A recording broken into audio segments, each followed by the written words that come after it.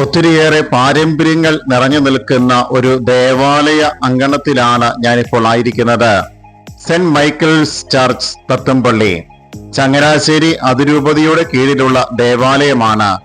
14-ാം നൂറ്റാണ്ടിലാണ് ഈ ഒരു ദേവാലയം സ്ഥാപിതമായത്.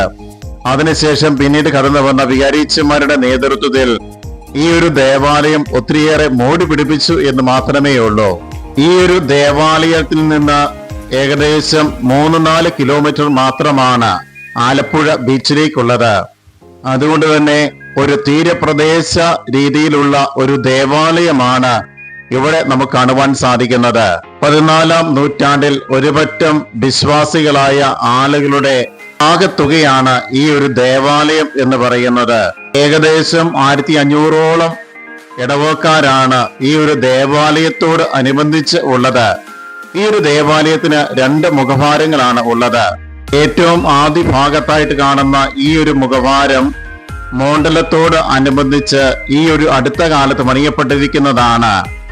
അതിനുശേഷമുള്ള മുഖഭാരത്തിന്റെ ഭാഗത്താണ് മാർത്തോമാ ശ്ലീഹായുടെ തൊട്ടു താഴെയായിട്ട് ഒത്തിരിയേറെ പ്രാചീനത നിറഞ്ഞു നിൽക്കുന്ന മാതാവിന്റെ ഒരു രൂപവും കൂടി നമുക്ക് കാണുവാൻ സാധിക്കും.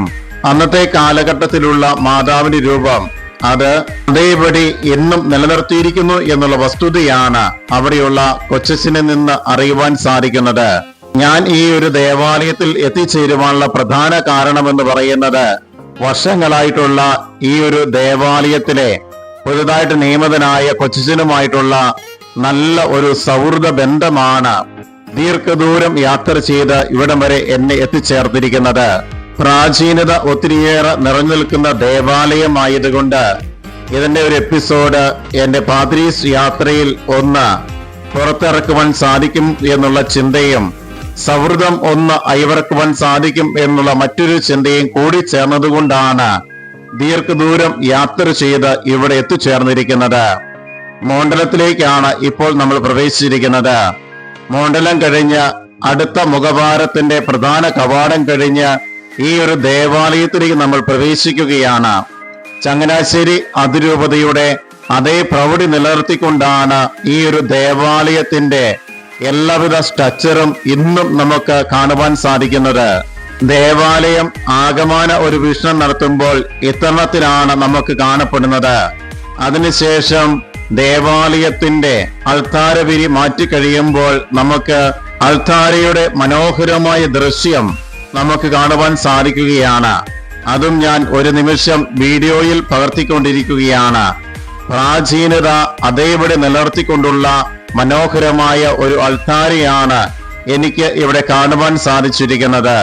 ആദ്യ കാലഘട്ടത്തിലെ സുറിയാനി പാരമ്പര്യം കാത്തുസൂക്ഷിക്കുന്ന രീതിയിലുള്ള അതേ അൾത്താര ഇന്നും നമുക്ക് ഇവിടെ കാണുവാൻ സാധിക്കും എന്നുള്ളതാണ് ഇതിന്റെ മറ്റൊരു പ്രത്യേകത.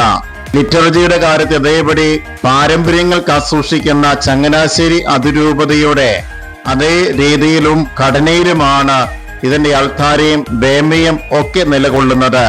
അൾത്താരയുടെ ഈ ഒരു സൈഡ് ഭാഗത്തായിട്ടാണ് വിശുദ്ധ കുരിശിന്റെ തിരുശേഷിപ്പ് സൂക്ഷിക്കപ്പെട്ടിരിക്കുന്നത്.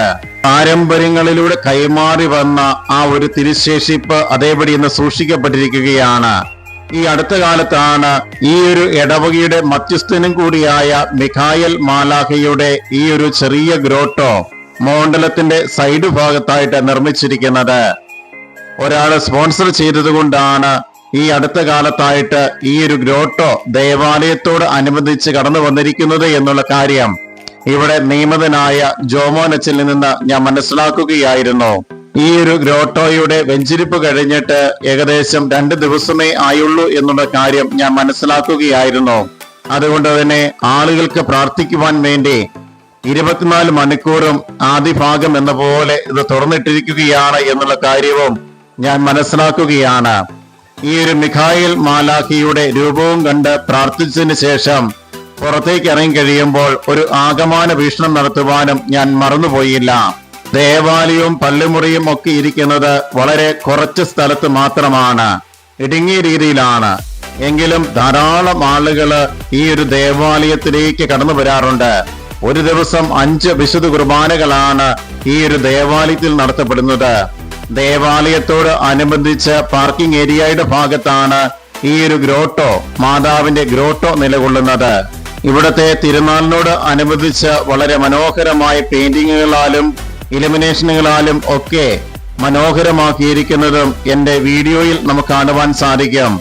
ദേവാലയത്തിന് അധികം ദൂരത്തല്ലാതായിട്ടാണ് ഈ ഒരു ഗ്രോട്ടോ നിലകൊള്ളുന്നത്.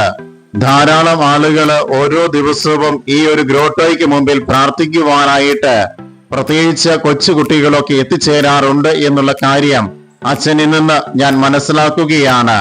ഈ ഒരു ഗ്രോട്ടോയുടെ മുൻഭാഗം മുഴുവനും ഒരു ഗ്രൗണ്ട് പോലെയാണ് കാണപ്പെടുന്നത്. ആ ഭാഗത്താണ് ഈ ഒരു ദേവാലയത്തിന്റെ പാർക്കിംഗ് ഏരിയ ആയിട്ട് നിശ്ചയിച്ചിരിക്കുന്നത്. ദേവാലയത്തിന്റെ ആഗമന ഒരു വീക്ഷണം നടത്തി പുറത്തേക്ക് ഇറങ്ങി കഴിയുമ്പോൾ വലിയൊരു സംതൃപ്തിയാണ് എന്നെ സംബന്ധിച്ച് ഉണ്ടായത്. പ്രാചീനത നിലകൊള്ളുന്ന മനോഹരമായ ഒരു ദേവാലയം ഇതിനോടകം കണ്ടു തീർക്കുവാൻ സാധിച്ചില്ലോ എന്നുള്ള ചിന്തയോടുകൂടി ഞാൻ പുറത്തേക്ക് ഇറങ്ങുകയായിരുന്നു. ഈ ഒരു ദേവാലയത്തിന്റെ തൊട്ടടുത്ത് തന്നെയായിട്ട് ഒരു വിശുദ്ധ കുരിശിന്റെ ഒരു ചെറിയ കുരിശുപള്ളിയും കൂടിയുണ്ട്. ആ കുരിശുപള്ളിയുടെ വിശേഷങ്ങളുമായി അടുത്ത എപ്പിസോഡിൽ നമുക്ക് കാണാം.